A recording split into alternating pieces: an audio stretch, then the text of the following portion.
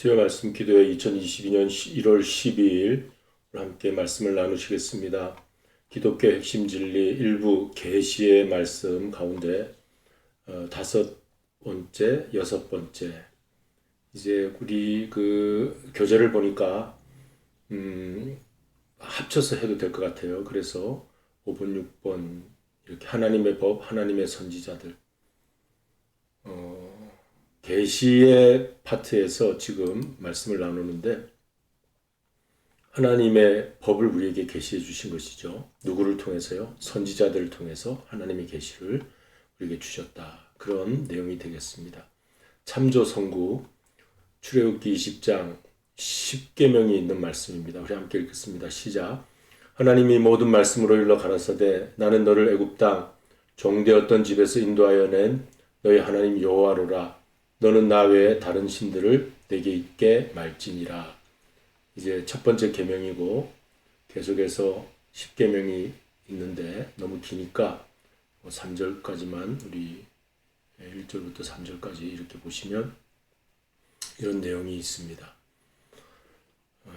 하나님께서 그 이스라엘 백성을 이제 애굽에서 광야로 지나 가나안 땅 가기까지 하나님 백성 만들기에 광야에서 제일 처음 모세를 통해서 주신 것이 10계명입니다. 그리고 성막, 출애굽기에 보면 이제 10계명과 성막 두 가지를 주시죠. 그러니까 하나님의 법입니다. 하나님의 백성은 하나님의 법을 지키게 되어 있어요. 성막은 하나님께 예배를 드리게 되어 있어요. 네, 내가 왜 애굽에서 너희를 이끌어내었느냐? 하나님께 예배드리는 백성 만들기 위해서 이끌어내었다. 그랬거든요. 출애굽기에 보면. 그러니까 나 외에 다른 신을 내게 있게 말지니라. 이게 10계명의 첫 계명이 되겠습니다. 이게 하나님의 법입니다. 그 다음에 마태복음 5장 17절 같이 읽겠습니다. 시작. 내가 율법이나 선지자나 폐하러 온 줄로 생각지 말라. 폐하러 온 것이 아니요 완전케 하려 함이로라. 우리 예수님께서 율법의 성취자로 예언 말씀의 성취자로 오셨죠. 그러니까 이 율법 선지자는 모세 율법, 모세 오경을 말합니다. 율법 그리고 선지자는 예언서를 말합니다. 그러니까 구약 전체이죠. 율법과 선지자라는 것은 구약을 의미합니다. 옛 언약, 신약, 새 언약으로 오신 예수님 안에서 완전케 되었다, 성취되었다. 이제 그런 말씀을 해 주신 것입니다. 신명기 18장 18절 같이 읽습니다. 시작. 내가 그들의 형제 중에 너와 같은 선지자 하나를 그들을 위하여 일으키고 내 말을 그 입에 두리니 내가 그에게 명하는 것을 그가 무리에게 다 고하리라. 신명기 18장 18절에 선지자를 두겠다 그랬습니다. 그리고 내 하나님의 말씀이죠. 내 말을 그 입에 두겠다. 이게 이제 선지자의 사명입니다.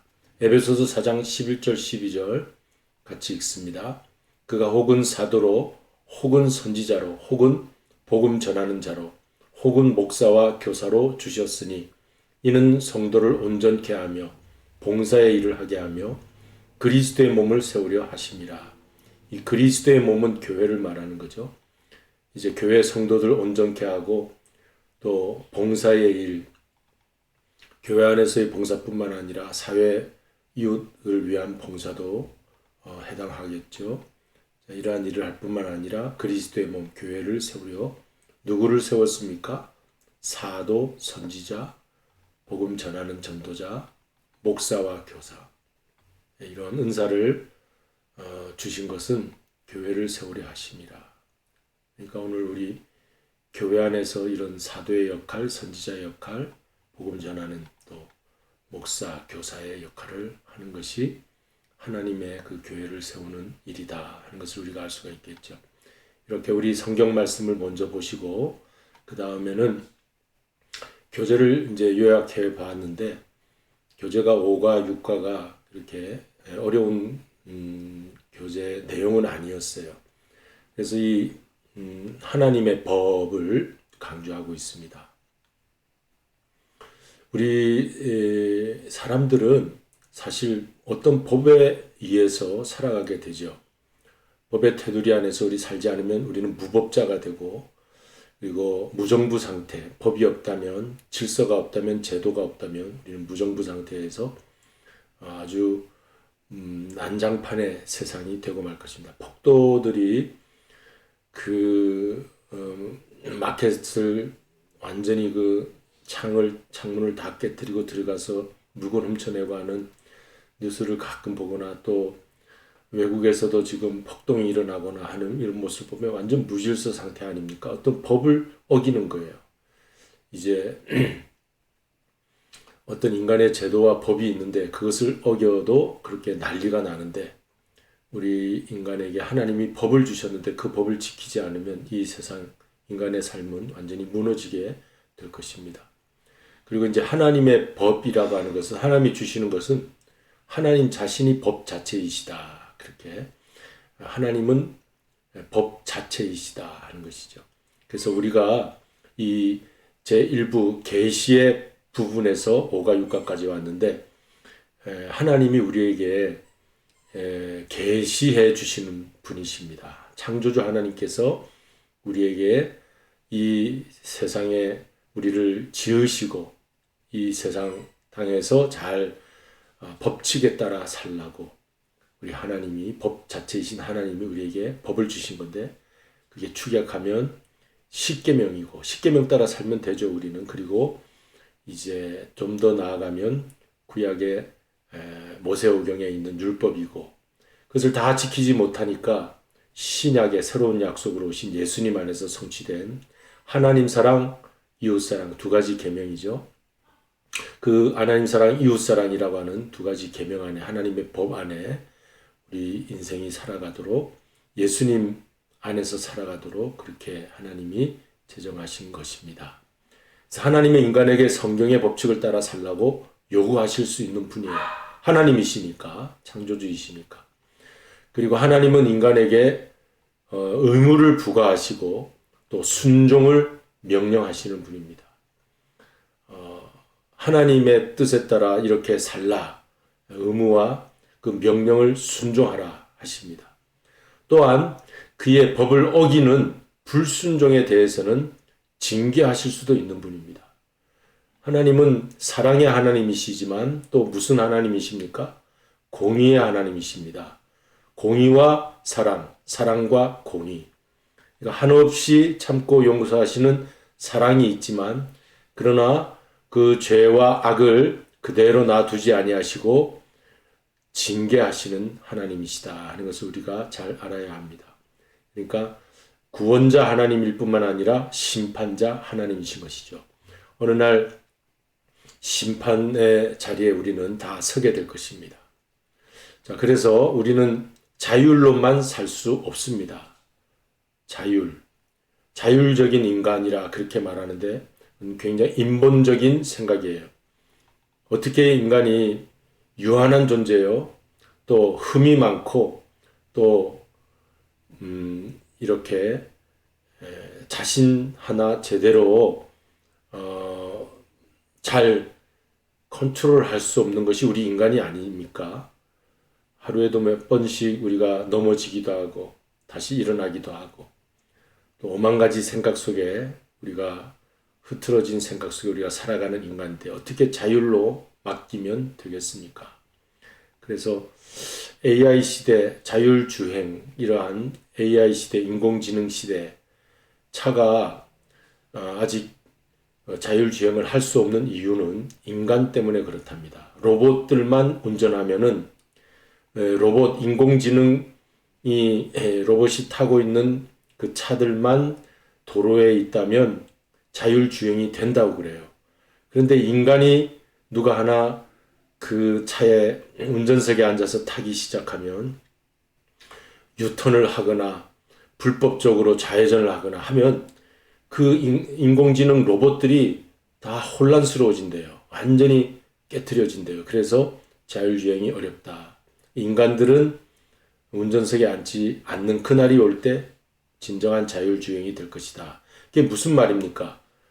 역으로 생각하면 우리 인간이 그만큼 자율로 살 수 없는 불완전한 존재, 망가진 존재, 이기적인 존재, 자기 생각 속에 살아가는 존재라는 거예요.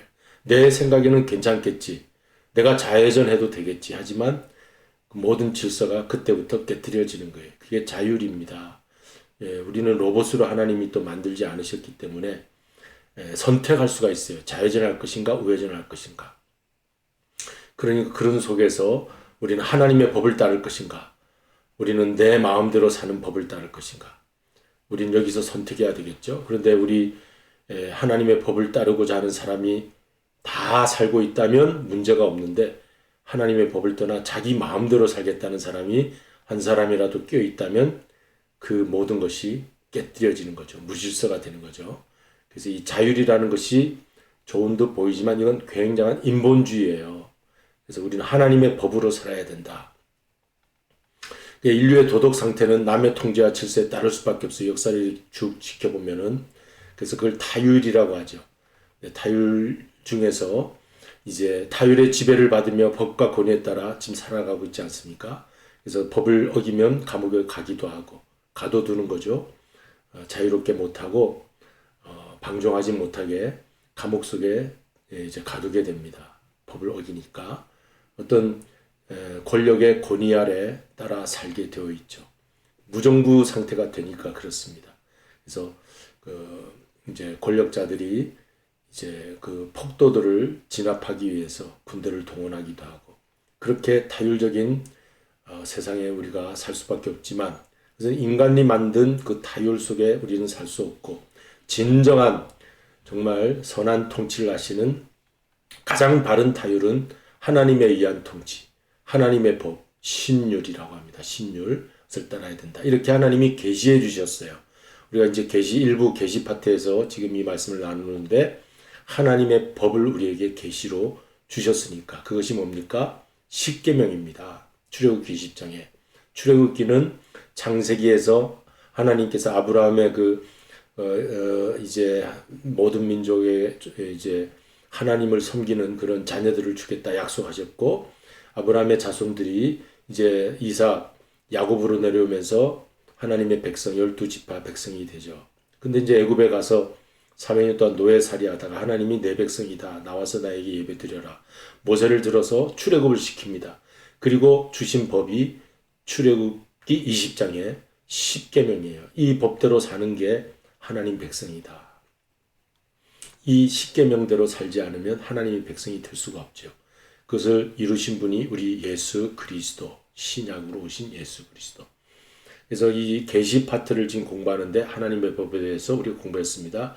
여러분, 이 신율적인 하나님의 법을 온전히 지키고자 하는 신본주의 신앙인이 다 되시기를 바랍니다. 인본주의, 자율이란 말이 아주 인간적으로 인본주의에서 철학 사상에서는 자율적인 인간 하면서 굉장히 높게 그 평가하는 듯이 말하지만, 이게 세상을 망가뜨리는 그런 인간의 망가진 우리 인간의 그 본성 속에서 이 자유를 행하다가는 함부로 좌회전하다가 모든 질서를 깨뜨리게 되죠.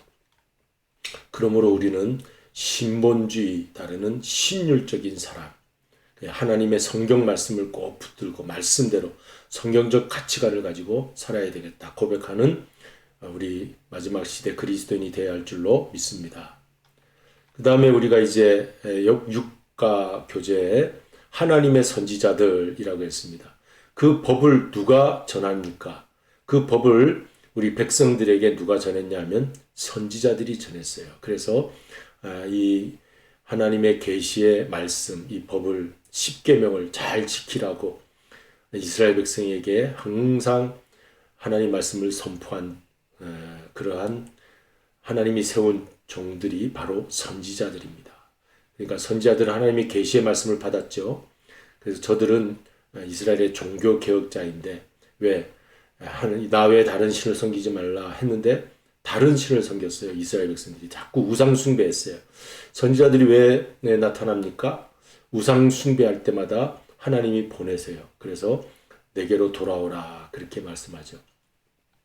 구약의 선지자들은 독특하게 하나님의 부르심을 받았고 환상을 보거나 이제 꿈을 꾸거나 그리고 이제 성령으로부터 감동적인 초자연적, 이 말이 이제 성령의 감동을 받은 그런 메시지를 받게 되죠. 그게 이제 계시의 말씀 아니겠습니까? 그리고 선지자들은 그대로 전한 사람들이다. 그 세례 요한이 구약의 마지막 이제 신약이 시작되는 그 때 마지막 선지자 세례 요한은 광야에 외치는 소리라 그랬어요. 광야는 하나님 만나는 장소고 소리는 도구입니다. 파이프입니다. 하나님의 말씀이 잘 이제 전달되어지는 파이프와 같은 소리, 피리 소리죠.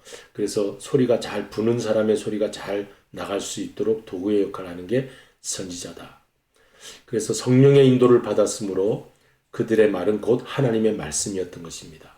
이사야, 예레미야, 다니엘, 호세아 이런 선지자들, 저들의 말이 아니라 그들이 받은 하나님의 말씀을 전한 것이죠. 그래서 하나님의 대언자라 그럽니다.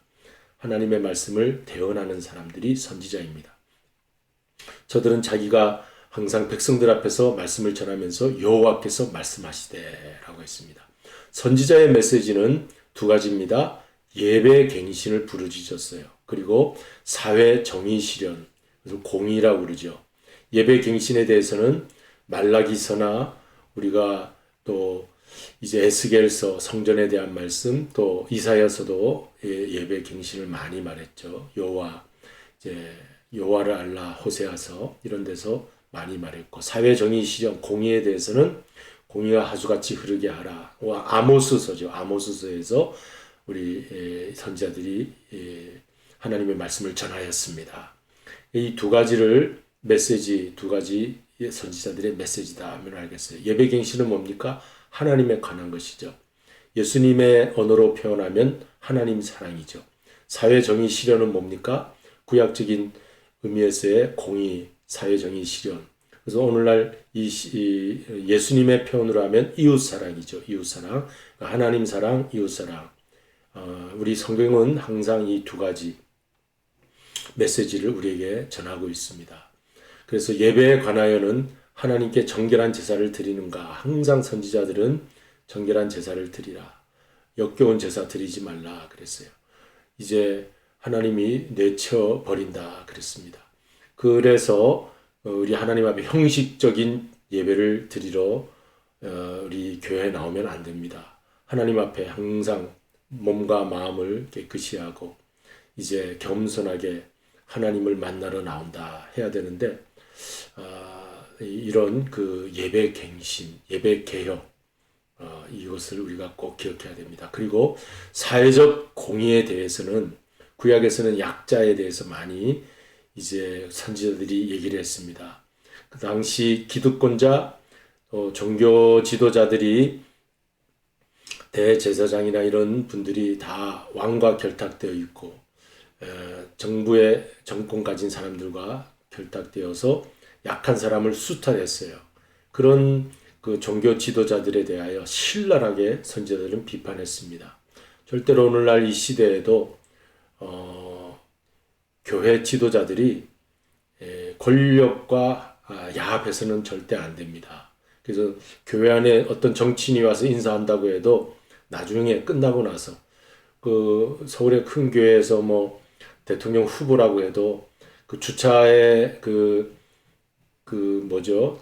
주차장에서 그 차를 이렇게 인도했다고 하잖아요. 이제 그런 얘기 교회에서는 그래야 돼요. 그러니까 이 약자, 수탈자, 나그네 고아, 과부를 돌보라 하는 것이 성경의 메시지입니다. 신약에도 마찬가지고 오늘 현대 교회에서도 마찬가지죠. 그런데 자기가 뭐가 됐냐 하면서 이제 힘을 이제 과시한다든가 교회에 와서 자기 힘을 과시하면 절대로 하나님이 그걸 가만두지 않습니다. 꼬꾸라뜨리십니다.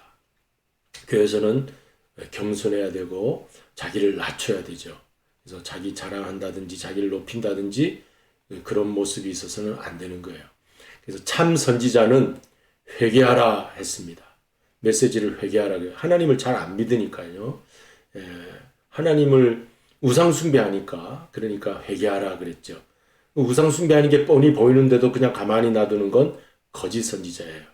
그러니까 참 선지자, 거짓 선지자가 예레미야 시대, 에스겔 시대 많이 나오죠. 그때 이제 예루살렘은 다 무너져 가고 있고 종교는 다 무너져 가는데 그래도 괜찮다, 괜찮다.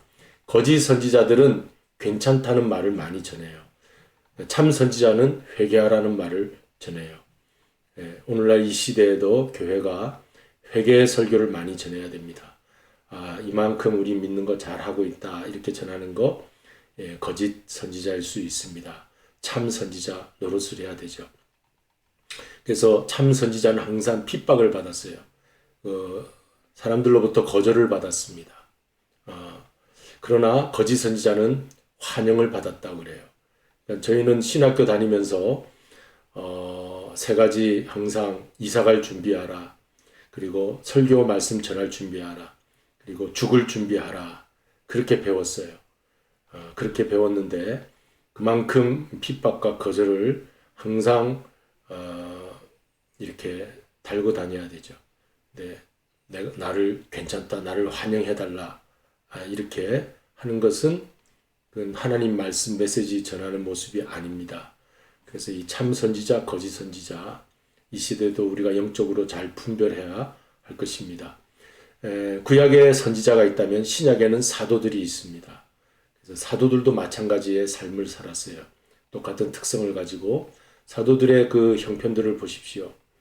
베드로, 바울 그 후반의 마지막 삶은 굉장히 핍박을 많이 받고 거절받고 마지막 순교까지 하고 그랬잖아요.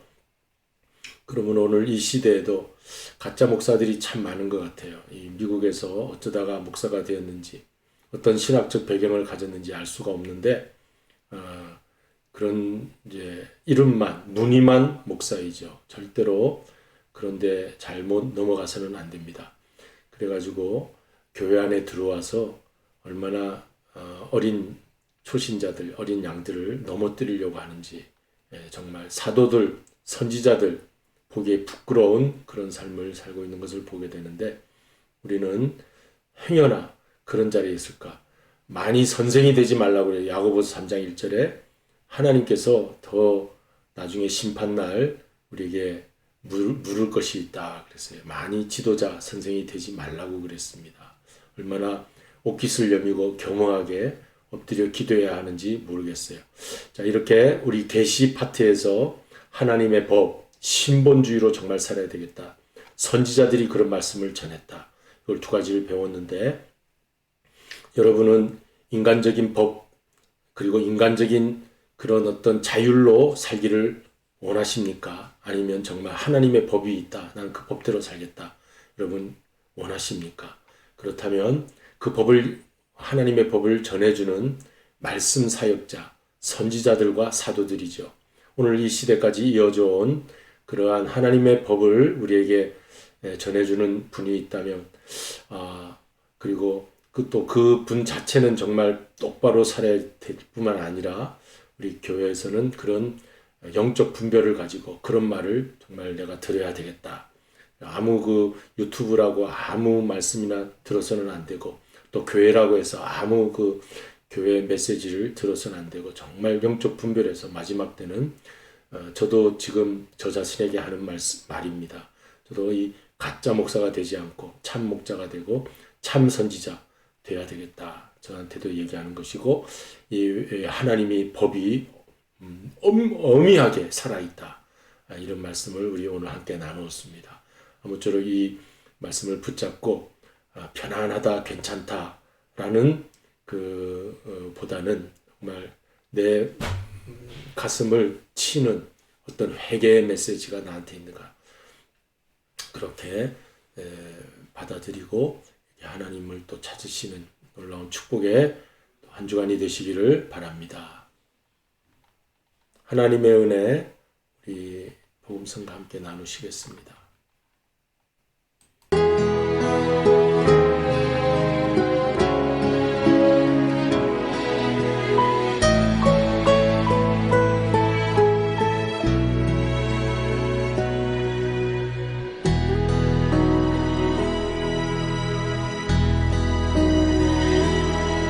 나를 지으신 이가 하나님 나를 부르시니가 하나님, 나를 보내시니도 하나님, 나의 나 된 것은 다 하나님 은혜라. 나의 달려갈 길 바다도록, 나의 마지막 걸음 다하도록, 나로 그 십자가 품게 하시니, 나의 나 된 것은 다 하나님 은혜라. 한량없는 은혜, 갚을 길 없는 은혜, 내 삶을 내워 사는 하나님의 은혜, 나 주저함 없이 그 땅을 밟음도, 나를 붙드시는 하나님의 은혜.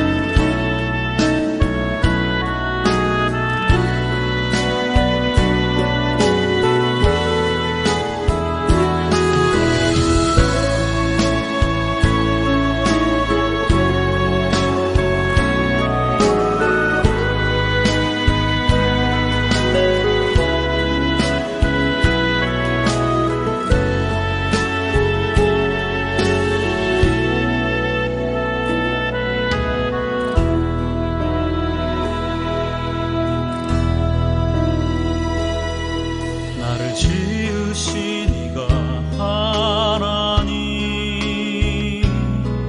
나를 부르시니가 하나님, 나를 보내시니도 하나님, 나의 나 된 것은 다 하나님 은혜라. 나의 달려갈 길 가도록, 나의 마지막 걸음 다하도록, 나로 그 십자가 품게 하시니, 나의 나 된 것은 다 하나님 은혜라. 한량없는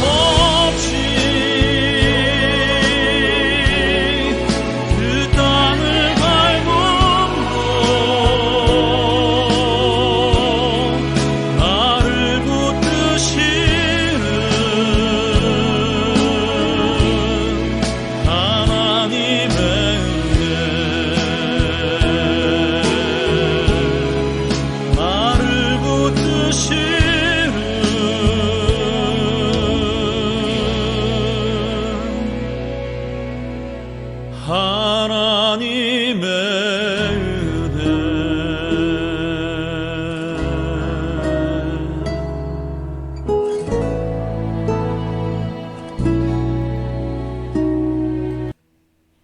이제 기도하시겠습니다.